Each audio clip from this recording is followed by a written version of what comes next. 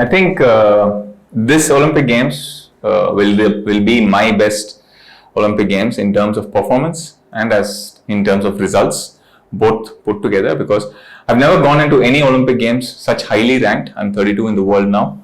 So I have a fair chance in the singles and a very big chance in the mixed doubles, where myself and Manika have qualified. We beat world number 5 in the final round of qualification to qualify for the Olympic Games. And especially after the 2018 Asian Games, where we won our first, medal in 60 years. We won both in team and in doubles. I think that gave us the right kind of confidence. Back in 2004, when I started my Olympic journey, it was a dream to win a medal. So it's almost taken me 17 years to get here, to turn my dream into a reality. And I think the last 1 year has been really tough for all of us. I started my preparation back in 2019 for the Olympic Games, and in March 2020, everything came to a standstill just when I won my Oman Open in 2020, and starting to peak, going in the right direction for the Olympic Games, but had to stop. Then again we started again, the preparation in October 2020.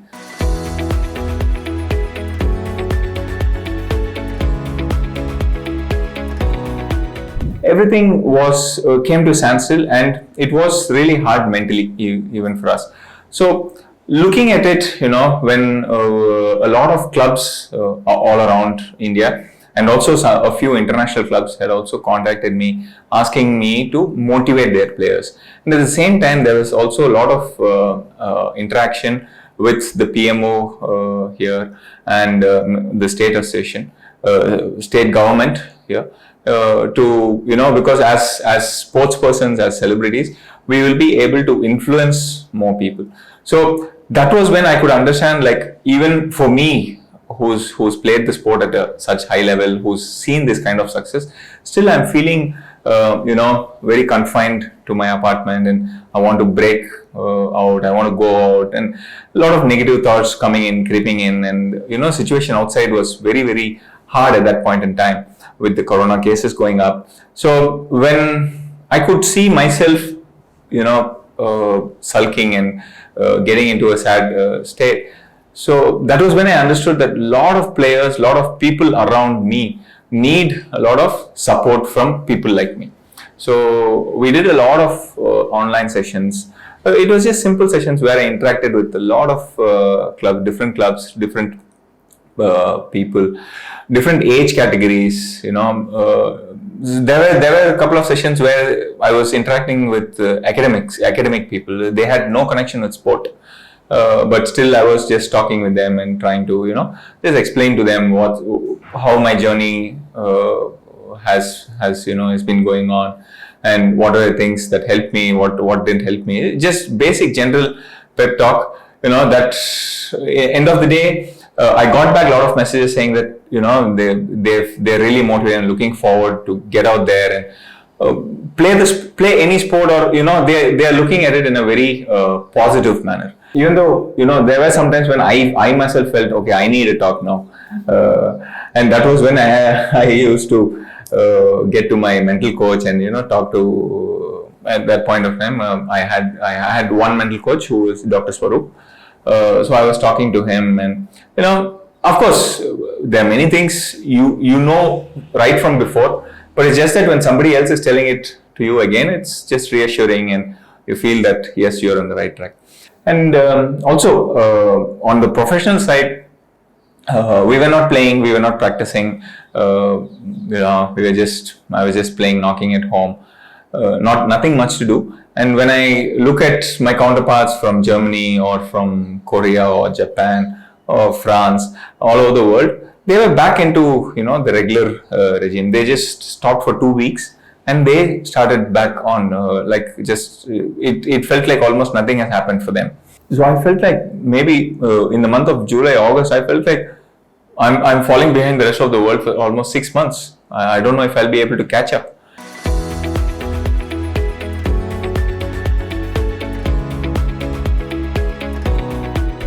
Well, first when I saw those videos and or snippets of what they were doing, even the Bundesliga was back. A lot of few other league tournaments were going on. So a lot of players were actively playing. So in the beginning, I felt like, I wish I could, be there, at least try practice with them. If not play the matches, at least practice with them. But then travel restrictions were very strict, and getting a visa was really hard.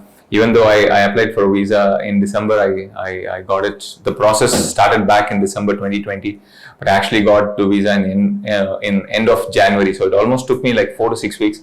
Yeah, almost 5 to 6 weeks to get my tourist visa. So all of this,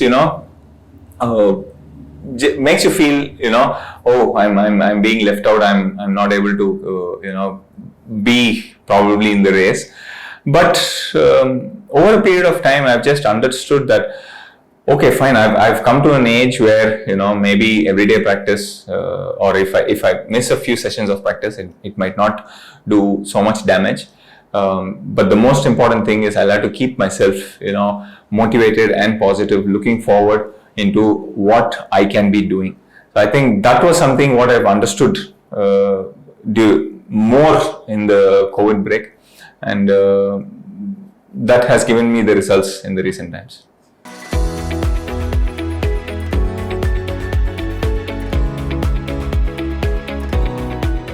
The first thought was like, we're not thinking about, can I go to the hall? Can I go to the gym? Or can I touch this table? Do I sanitize my hand? You're not thinking any of those thoughts. Those thoughts are not there, because you can just solely think about table tennis. So session after session, you could just go on with your plan. Okay, you could have a clear plan and continue to follow your plan. So I think that was something which was very satisfying. Because even before that, August and September, when the stadiums were open, many times you go to the stadium and you figure out that the stadium is shut today because of somebody has been infected, or they are shut because of some other reasons. Maybe the stadium is required for some other organization. So there was no clear plan. You just go find out, okay, things are fine, and then you practice.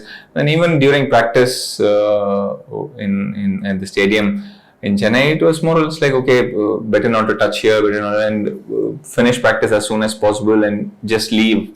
So those things were not there in the camp. We could, after our practice, we could sit down, stretch, cool down completely, probably talk about table tennis with the other players, watch a few videos, analyze the videos, break it down, and try to improvise on our technical and tactical stuff. So the top priority was just table tennis.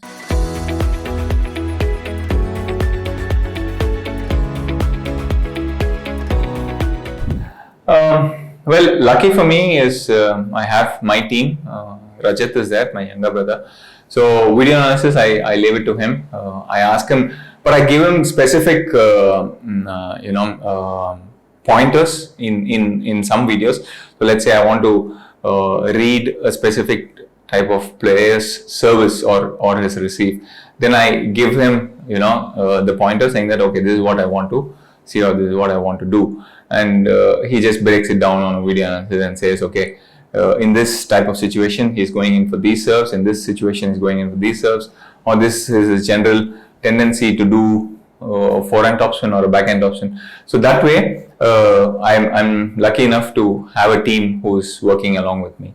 But I think for the country, for the rest of the younger generation of people, a coach is very, very essential. And that's something we haven't had for the last 2 years now. It's almost, we are almost getting into almost 2 years now since the coach has left. I hope we'll be able to find a coach very soon, because a coach is the one who's able to manage a lot of things outside the table. Building up the practice, finding sparring partners, building up strategies, building up technical stuff, tactical stuff. It's the player has to do it, but if a coach is helping it, the job of the player becomes a lot more easier. So he can just focus on things to do which will help him, improve. The coach is giving him the right direction. So I think it's very, very important, very essential for any player. So a lot of people still ask me, do I need a coach? I say yes. Even myself, even after playing so many years, I do need a coach, because I need somebody sitting behind me telling me this is coming right, this is not coming right, this is what the opponent is doing, try and break this part of the game. Even though many times I'm inside the box trying to figure out myself, but many times the coach is seeing the opponent. So we forget to see what the opponent is feeling, what he likes to do, what he doesn't like to do. We are more concentrating on ourselves, on what we would like to do. So I think there the balance comes in, and the direction is very easy once the coach is there.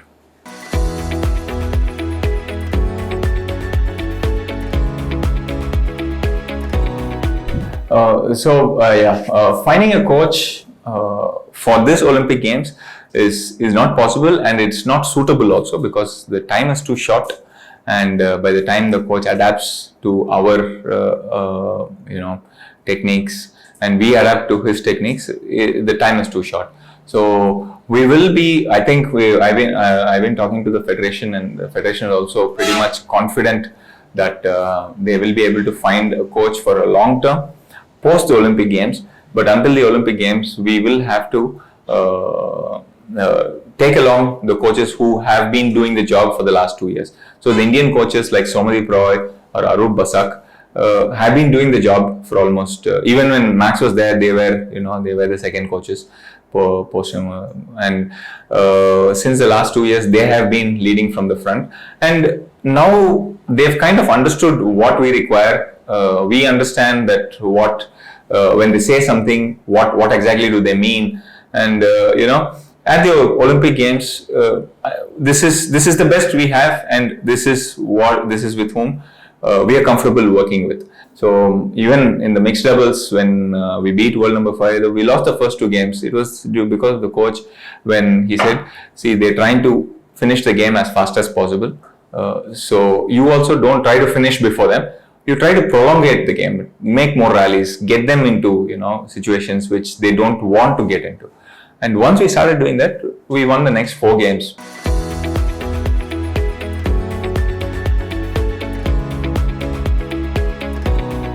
There was not much of competition in the singles area, but the mixed doubles was what, even before going to Doha, I was hoping we could qualify for mixed doubles, and that was our only chance. The Asian qualification was our only chance to qualify for the mixed doubles, because in the ranking we are number 18.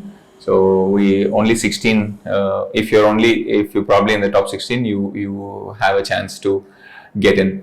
So we had lost out on the chance of through our world ranking. So our only chance was through the Asian qualification. So before we went into the hub, Middle East hub in Doha, I was pretty much confident that we stand a fair chance. But the first 2 tournaments in WTT, World Table Tennis, didn't go on very well. We lost to a Russian pair in the first match, and the second match to a Mexican pair. Post that, I had a lot of self-doubts, but myself and Manika, we were discussing a lot, and we spent more time in the 3rd week and the 4th week, and I think that was the key to understand. Especially there was a situation in the 5th set against the world number 5 where we were ahead, and the thought came into my head that we're going to win now. And when that thought came, I just froze. I just stopped for a few minutes, and Manika was the one who understood that was happening, and she completely stood behind me and said, "You go ahead. You go on with your shots. Don't stop. Continue to go ahead. I will be there. Just put the ball back on the table. I will go on doing my job." So I think there we had a clear understanding onto what each one feels and what we had to do to support each other.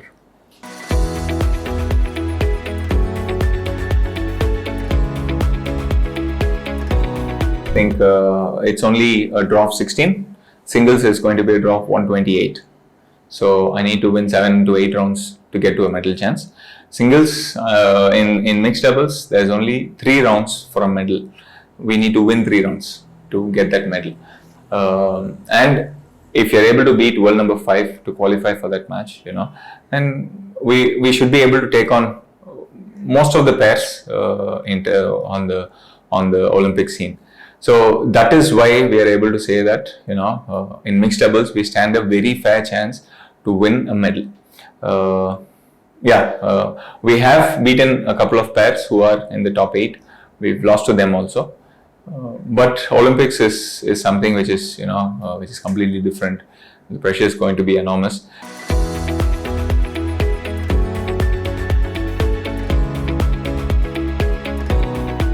I think table tennis has come to a stage where people know the sports persons, let's say myself, Manika, or Satyan, by name. Back in 2004. They neither did they know my name, nor did they know what sport I played. So that way, table tennis has come a very long way.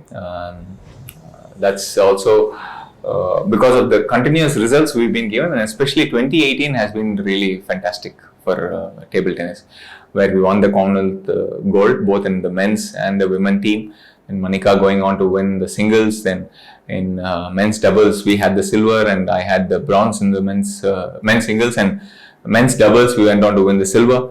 So we'd won almost like 8 medals at the Commonwealth Games, and then followed it on with the Asian Games medal, first time in 60 years. That too, we won 2 medals, men team and mixed doubles. So I think 2006 when I won the Commonwealth Games in Melbourne, there was a sudden spike in the sport. People started to play more sport, to play more table tennis because they saw me winning there, and there was certainly a certain hype for the sport, but it was not let's say it was not prolonged, because I kept winning medals for the country at the big games every 4 years. So 2006, 2010, 2014. So the time span was too much. In between, we were not, winning some major medals. I think that way, the last couple of years, 2016 was the first time we won. We were 4 people at the Olympic Games. That was the first time from table tennis we had 4 players. That was just the beginning. From there on, 2017, I go on to play the final in the Indian Open. And then 2018 Commonwealth Games, the Asian Games in 2018, and then from there on 2019 we've had a few good tournaments where Satyan also did well. Then 2020 again I go on to win the Oman Open, and now qualification with 4 players and a mixed doubles pair. So I think table tennis is constantly in the news in the recent times, and that is how I think a sport can be marketed, because we need superstars in the sport to market. And hopefully it's just not 3 of us. There are more and more people who are doing well in the sport, so by which the sport gains the kind of popularity which it requires.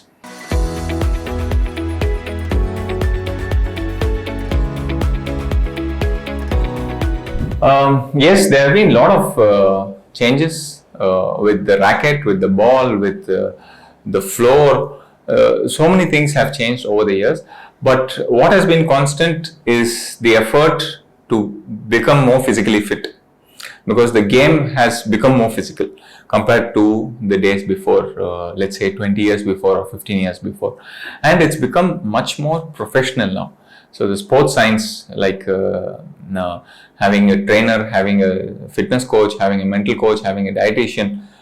20 years ago, I didn't have any of that. All I knew was playing table tennis and some physical fitness, basic physical fitness, and little bit of knowledge from here and there from a few strength and conditioning coaches. But I think over the period of time that has evolved.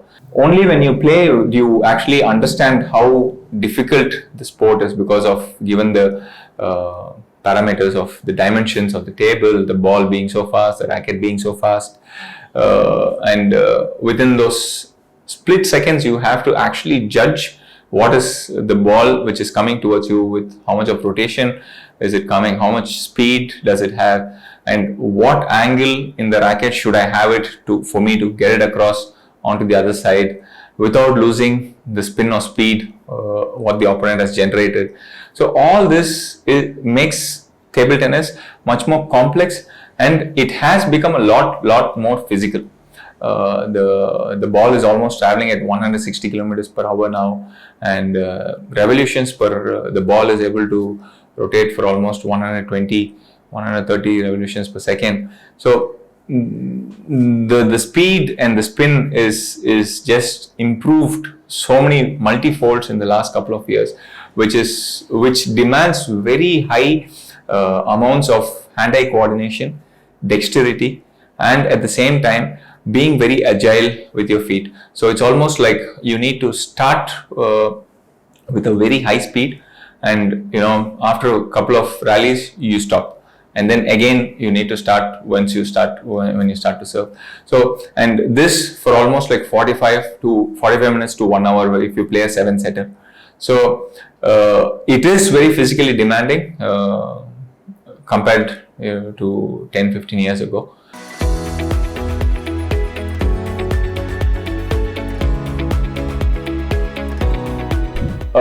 Yes, I think table tennis is one of the blessed games, let's say, in India, where we've always had the governmental support through sports quota jobs. So even if you played at a simple state level or a national level, you will be able to, most of them, 80 to 90% of them will be able to find jobs, and the top players are taken care by the PSUs, public sector units. Which helps us to just concentrate on the sport. Our primary job is just to play table tennis as long as we are playing well. And apart from that, I think the central government and the state government, the Tamil Nadu state government and the central government has had very good sporting policies over the years.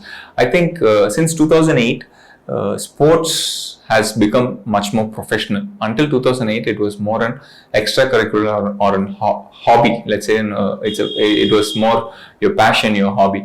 But since 2008, when India started to do well at the Olympic Games, and everybody saw that this was the way forward for the country to progress itself, I think we have gone in the direction of being more professional as a country. Which has helped us, grow multifold in terms of sports science, in terms of winning medals at the international level. So I think the support from the government and both the central government and the state government has been really fantastic.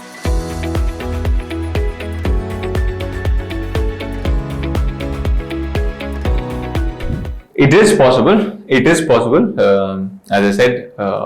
Being ranked 32 in the world, I will be seeded between 16 to 32 at the Olympic Games. So I'll have to beat 3 better players ahead of me. If I'm in a shape how I was in Doha, it is possible. It is very much possible to get those medals. But it's a long drawn tournament, so I need to be on the top of my game. Both physically and mentally for almost like 8 to 9 days on a row. So that's something which I'll have to figure out. That's something which I haven't been there, because at the Commonwealth Games we played for 15 days, but not at the top of my game on every single day. There will be there'll be matches which are not very difficult. I can just walk in there and still win those matches. But at the at the Olympic Games, that's something going to be very, very new to me. So singles is possible this year, but to be a sure shot, medal prospect, I think that is very much possible in the next, let's say, 4 to 8 years. At least 2028, we should have a couple of players who are actually gunning for those singles medals too.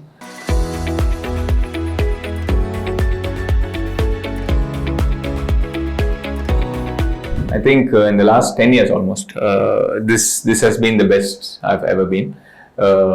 Physically, yes, of course, very much. I've worked out we went into a lot of details during the COVID break. So again, we've turned the negative into the positive here. So that's what I'm also telling the youngsters.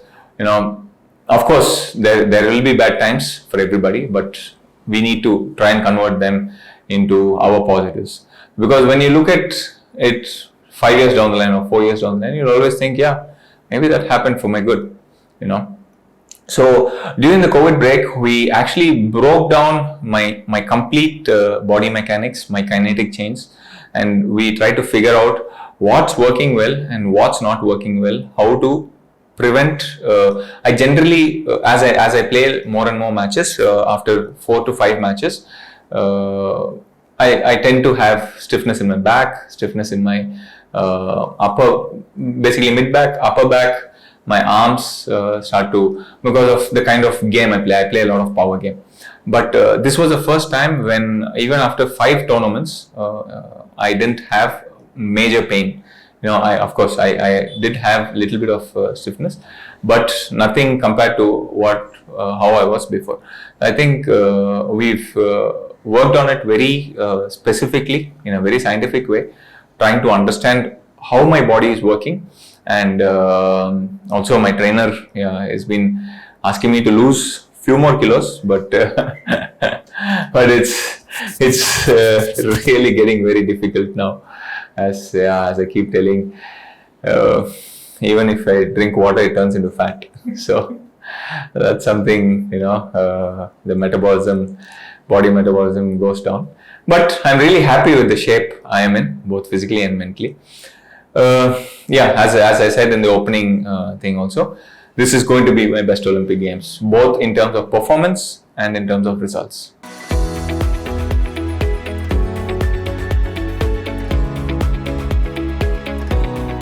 Yes, a lot of the other people around me, my well-wishers, are saying Paris Olympic Games 2024.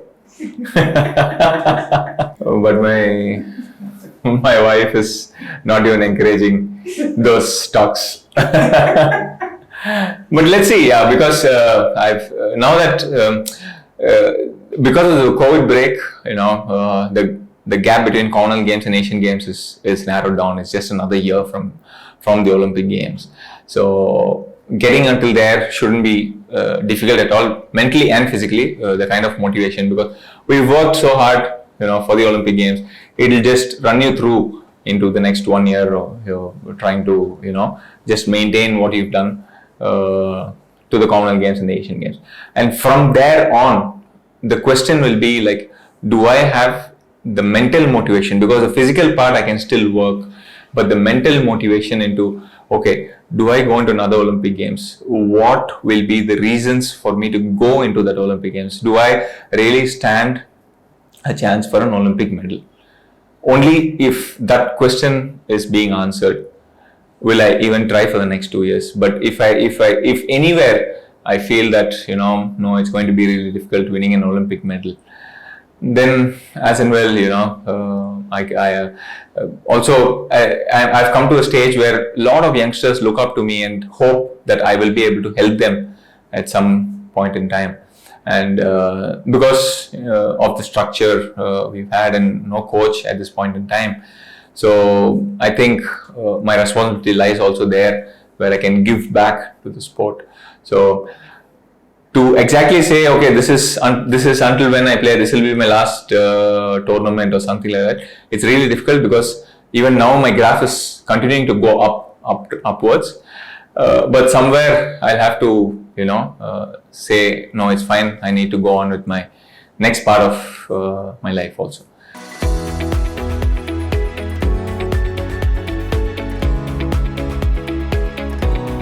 No. I didn't have the thought until the last years, but the COVID break gave me some time to think about it. And that has been when I'm actually seriously thinking, okay, what do I do next? What next? What after here? Because sometime or the other I'll have to get into, probably be an administrator or probably be a coach, or, I would like to stay with the game, because that is my identity. Table tennis is my identity. People are talking to me because of table tennis. So that's something I would like to be associated with, because if I just can't leave this and go somewhere else and do something else. And also, I think it is my moral responsibility also to give it back to the sport. I feel that was the same thing what I felt when we were coming up. Myself, Somali Roy, Subir Sir, we had no seniors to look up to. Nobody actually guided us. Nobody told us, okay, this is how you need to prepare for the World Championships, or this is how you need to prepare for the Commonwealth Championships or games. We just went out there. We just figured out.